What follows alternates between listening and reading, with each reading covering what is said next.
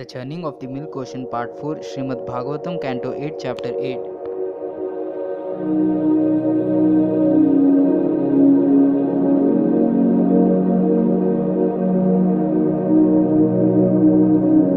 O King, thereafter, while the sons of Kashyapa, both demons and demigods, were engaged in churning the ocean of milk, a very wonderful male person appeared.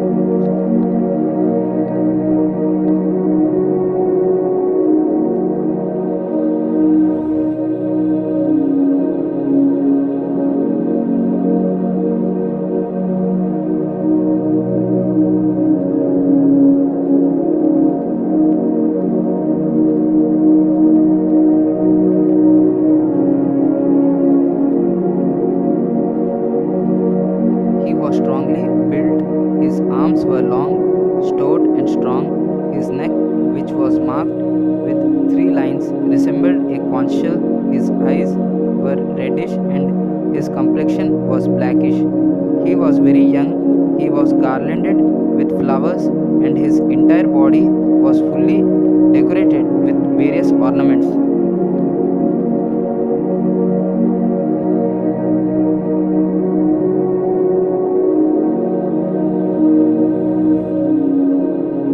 He was dressed in yellow garments and wore brightly polished earrings made of pearls. The tips of his hair were anointed with oil, and his chest was very broad. His body had all good features. He was stout and strong like a lion, and he was decorated with bangles. In his hand, he carried a jug filled with to the top with nectar.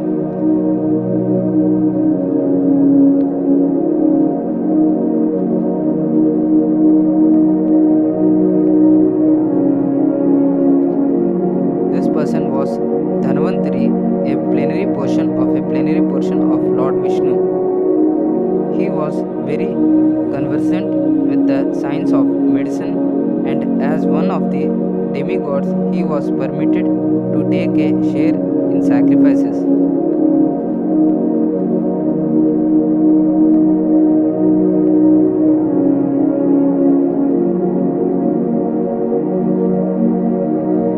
Upon seeing Dhanvantari carrying the jug of nectar, the demons, desiring the jug and his contents, immediately snatched it away by force.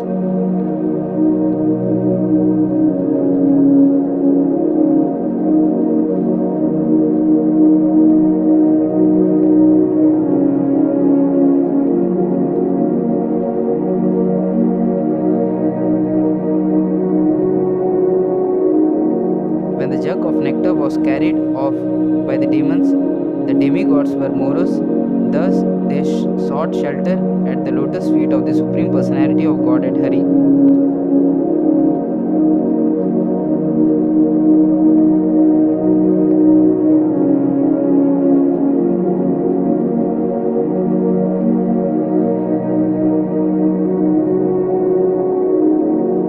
When the Supreme Personality of Godhead, who always desired to fulfill the ambitions of his devotees, saw that the demigods were morose, he said to them, "Do not be aggrieved.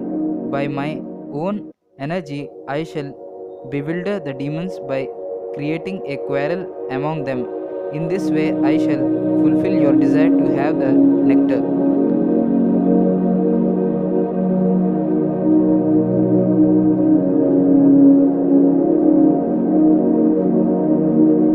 O King, a quarrel then arose among the demons over who would get the nectar first.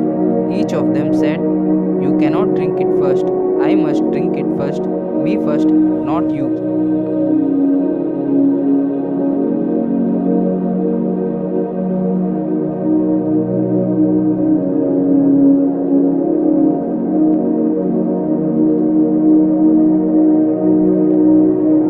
Some of the demons said, "All the demigods have taken part in churning the ocean of milk. Now, as everyone has an equal right to partake in any public sacrifice according to the eternal religious system, it is befitting that the demigods now have a share of the nectar. O king, in this way the weaker demons forbade the stronger demons to take the nectar.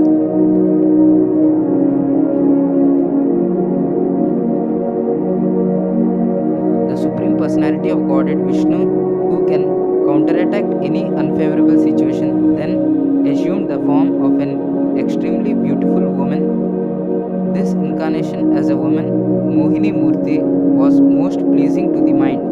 Her complexion resembled in color a newly grown blackish lotus, and every part of her body was beautifully situated.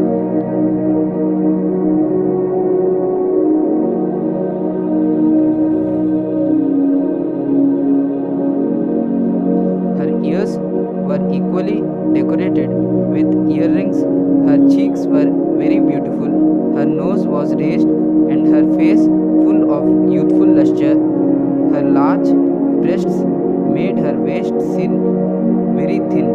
Attracted by the aroma of her face and body, bumblebees hummed around her, and thus her eyes were restless.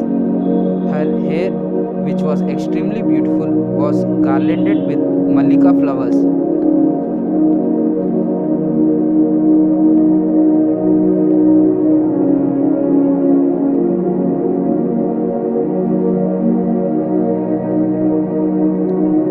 Her attractively constructed neck was decorated with a necklace and other ornaments. Her arms were decorated with bangles. Her body was covered with a clean sari, and her breasts seemed like islands in an ocean of beauty.